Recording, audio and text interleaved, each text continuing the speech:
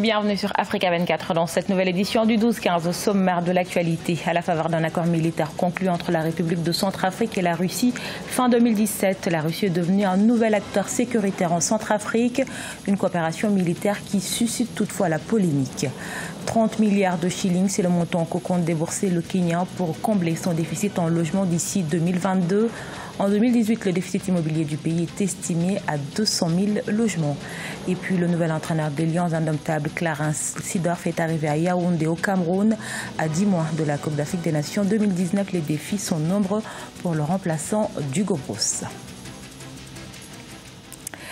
Mais tout d'abord, en Côte d'Ivoire, le PDCI-RDA va désormais cheminer seul. Le Parti démocratique de Côte d'Ivoire se retire du processus de mise en place d'un parti unifié RHDP.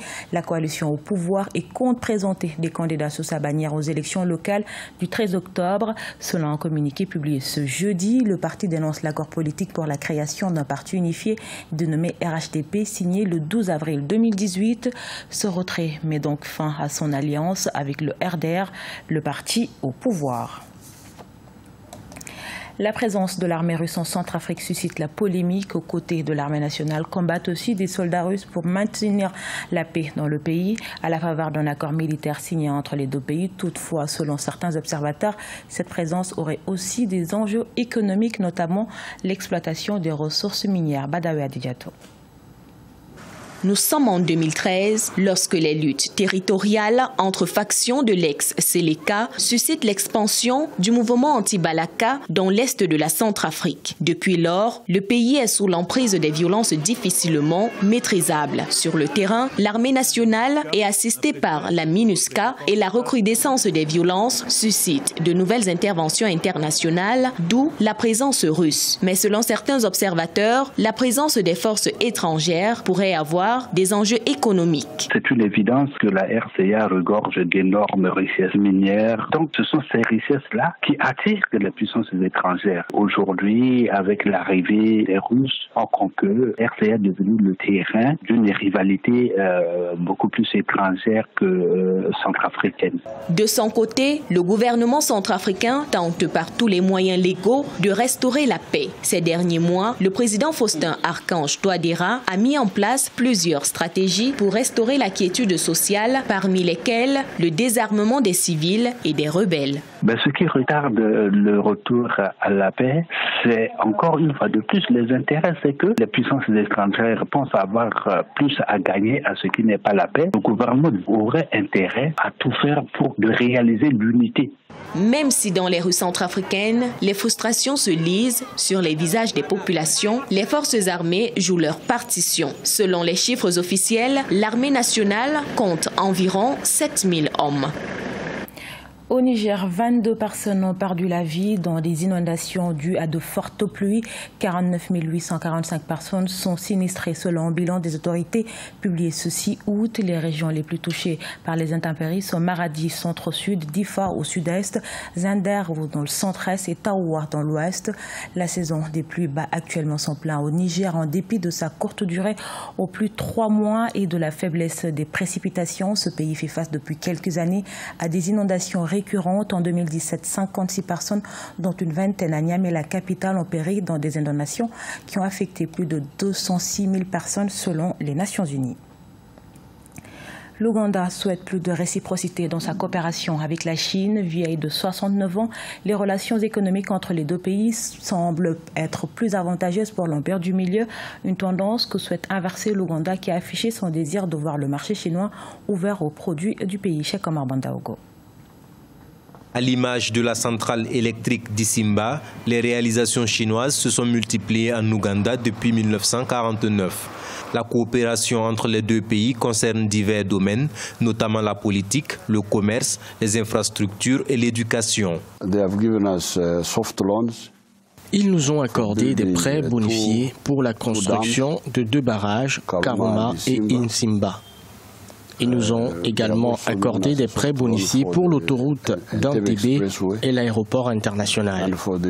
L'un des grands projets en cours est l'Uganda Standard Gauge Railway. En prélude au forum de coopération Chine-Afrique qui se tiendra courant septembre à Beijing, le président ougandais Yoweri Museveni a exprimé son souhait de voir la Chine ouvrir davantage ses marchés financiers à son pays. Ce que nous attendons d'eux, c'est qu'ils ouvrent davantage leur marché à nos produits. Ensuite, en ce qui concerne les prêts bonifiés, ils peuvent l'élargir à d'autres domaines tels que les barrages de puissance. Mais surtout, nous voulons qu'ils achètent nos produits. La coopération entre la Chine et l'Ouganda concerne aussi le domaine de la sécurité et de la défense à travers des missions de maintien de la paix. C'est en effet avec la Chine que l'Ouganda s'approvisionne en équipement militaire. Afin de combler son déficit de logement, le Kenya va débourser une enveloppe de 30 milliards de shillings d'ici 2022. Cette somme servira principalement à refinancer les prêts hypothécaires, mais pas que. Il permettra également l'octroi de 50 000 nouveaux crédits immobiliers sur une période de 5 ans. Nathalie Mo. Le déficit immobilier du Kenya est estimé à 200 000 logements en 2018. Cette situation se justifie par l'inadéquation entre les échéances à long terme des hypothèques bancaires et l'octroi sur le court terme des crédits immobiliers. Pour mettre un terme à la déperdition des fonds qui en résultent, le refinancement des prêts est envisagé par le principal fonds immobilier du Kenya, la Housing Finance Company, HFCK. Cette société de refinancement permettra de lever ces fonds déjà auprès des marchés pour pouvoir prêter aux banques. Le refinancement des prêts hypothécaires est l'un des axes majeurs du programme quinquennal en cours au Kenya. D'une valeur de 30 milliards de shillings, il devrait permettre aux banques d'émettre 50 000 hypothèques supplémentaires. On peut tout simplement dire qu'il s'agit là d'une promesse tenue de campagne électorale. Le portefeuille des prêts hypothécaires du Kenya s'est établi à 24 085 en décembre 2016. Dans le secteur de l'immobilier, HFCK contrôle 60% du marché. Malgré ce monopole, l'entreprise espère la rapide mise sur pied de la société parapublique de crédit immobilier promise par le gouvernement kényan. À la page du sport au Cameroun, le nouveau sélectionneur des Lions indomptables est connu. Clarence Seedorf et Patrick Kluivert ont respectivement été nommés entraîneur sélectionneur national et entraîneur adjoint de l'équipe nationale de football senior à 10 mois de la CAN 2019. Les défis sont nombreux pour les deux techniciens. Reportage de notre correspondante Viviane Bauken. Les nouveaux patrons du banc de touche de la sélection nationale fanion de football du Cameroun sont connus. L'entraîneur principal, Clarence Seedorf, sera assisté de son compatriote et ex-coéquipier de l'équipe nationale de Hollande, Patrick Kluivert, un duo apprécié par les experts. De prime abord, le Cameroun a toujours été faiseur d'entraîneurs et non le contraire. Moi, je m'accroche à leur expérience, le vécu. L'Ajax d'Amsterdam est une école qu'on ne présente plus en matière de formation des joueurs, footballeurs professionnels. Ils ont fait leur classe pour l'un au Real Madrid, au Milan AC, dans des grands clubs européens.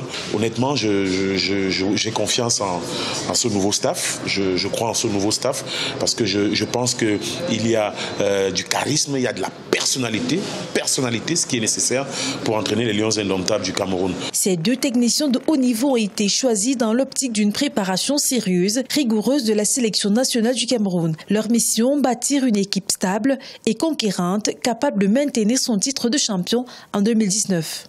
Nous comptons beaucoup sur ces entraîneurs pour pouvoir redorer le blason de l'équipe nationale du Cameroun et pourquoi pas de nous attirer les regards du monde du football. Nous avons besoin d'avoir des challengers de haut niveau, nous avons besoin de rencontrer des équipes de haut niveau et avec des entraîneurs qui ont ce potentiel de marketing aussi élevé, on n'est que très contents. Clarence Seedorf et Patrick Kluivert figurent parmi les 5-25 plus grands joueurs de l'histoire du football. Une expérience que les techniciens sont prêts à transmettre aux Lions indomptables du Cameroun. Ce journal a été réalisé par l'ensemble de la rédaction. Merci pour votre fidélité. Retrouvez dans un instant une nouvelle édition de l'actualité sur Africa 24.